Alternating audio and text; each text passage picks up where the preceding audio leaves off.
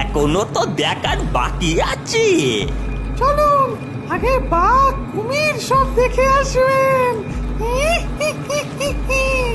হ্যাঁ হ্যাঁ, বাঘ কুমির দেখবো আমরা। অগত্যা তাই হলো। ডাইনি, মামদো আর বুড়ো মিলে সকল ট্যুরিস্টদের সাথে করে নৌকা নিয়ে বেরিয়ে পড়ল।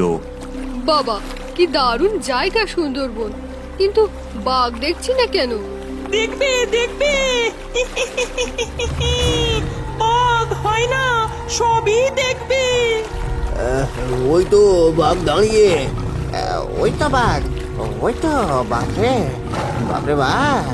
ওই দেখো, বাঘটা তিনটে মাথা, এমন বাঘ হয়? অনেক অনেক কিছুই হয়। ওই যে ওইদিকে হয় না, দেখো। এটার তিনটে মাথা, কি বড় দাঁত! ওরে বাবা, ভয় লাগছে। ওরে বাবা, এখানে আর না, অন্যদিকে চলো বাবা রে। আচ্ছা আচ্ছা, চলো তোমাদের ইলিশ বৃষ্টি দেখাই।